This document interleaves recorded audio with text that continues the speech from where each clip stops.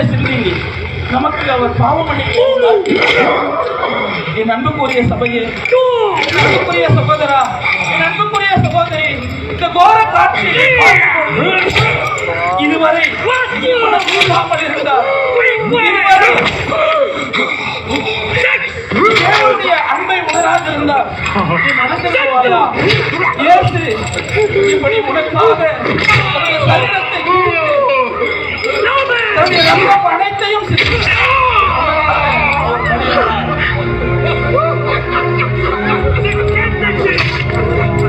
What